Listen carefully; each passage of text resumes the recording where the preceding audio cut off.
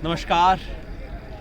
ये वीडियो विशेष रूप से दक्षिण हरियाणा और पूर्वी राजस्थान के किसानों, किसान परिवारों और किसानों के हितैषियों के लिए है। अगर आप रेवाड़ी, नारनौल, महेंद्रगढ़, मेवात, गुड़गांव से हैं या फिर अलवर, दौसा, जयपुर यहाँ नज़दीक के कहीं से भी हैं, तो आपके लिए एक सूचना, एक चेतावनी, एक शिकायत और एक अपील। मैं खुद इस इलाके का बेटा हूँ।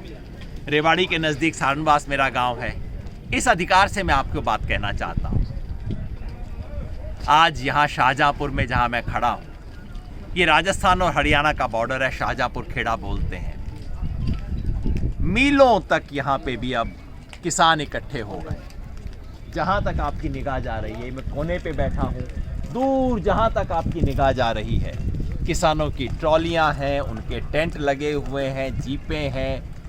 अलग अलग कोने से किसान आए हुए हैं। गंगानगर से, हनुमानगढ़ से, चूरू, झुंझुनू, सीकर, जयपुर, कोटा, बाड़मेर, सब तरफ से किसान आए हैं। उधर रेवाड़ी से, भिवानी से, हिसार से, तरफ से किसान आए हुए हैं। सिर्फ यही नहीं, इस वक्त जैसा कि आप जानते हैं, दिल्ली के इर्द गिर्द 6 तरफ से मोर्चा लगा के किसान बैठे हुए हैं, क्योंकि किसान एक ऐतिहासिक लड़ाई लड़ रहे हैं। अपने आने वाली पीढ़ियों के लिए लड़ाई लड़ रहे हैं। आज सरकार जिन कानूनों को ला रही है, उससे खेती किसान के हाथ से निकल के कंपनियों के हाथ में चली जाएगी। इसीलिए इससे बचने के लिए, इस स्थिति का मुकाबला करने के लिए, इन कानूनों का विरोध करने के लिए किसान आके खड़े हैं। ये तो हुई सूचना। चेतावनी क्या? चेतावनी ये है कि अगर ये लड़ाई किसान नहीं जीते तो 20 साल तक कोई किसान आंदोलन इस देश में नहीं होगा। कोई किसानों की इज्जत नहीं करेगा। हंसेंगे लोग कि अरे जब 2 लाख लोग इकट्ठे हुए कुछ ना कर सके तो तुम 2 लोग क्या कर लोगे, 200 लोग क्या कर लोगे, 2000 लोग क्या कर लोगे। इस लड़ाई में जीत हासिल करना किसानों के लिए, भविष्य के लिए जरूरी है। ये पंजाब की लड़ाई नहीं है, पंजाब हरियाणा की नहीं है, पंजाब हरियाणा राजस्थान की नहीं है।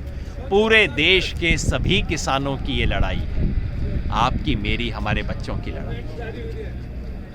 एक शिकायत, इस इलाके का बच्चा होने के नाते एक शिकायत करना चाहता हूँ। सारे देश के किसान यहाँ हैं, मगर अपने नज़दीक के इलाके के किसान कम दिखाई दे रहे हैं। आ रहे हैं, लेकिन हम तो मेजबान होने चाहिए ना। अगर हनुमानगढ़, गंगानगर से 10 किसान आए तो यहाँ अलवर से तो 100 आने चाहिए, रेवाड़ी से तो 1000 आने चाहिए। वैसी स्थिति नहीं बन रही है। ये उलाहना, शिकायत कहीं ऐसा ना हो कि इतिहास में लिखा जाए कि पूरे देश के किसान यहाँ आए, लेकिन पड़ोस का किसान सो रहा था, पड़ोस का किसान चुप था। ऐसा ना हो।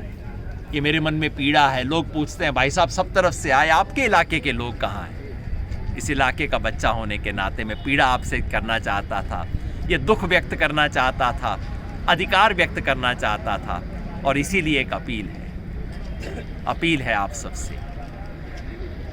कहते हैं प्यासा कुएं के पास जाता है, कुआं प्यासे के पास नहीं आता।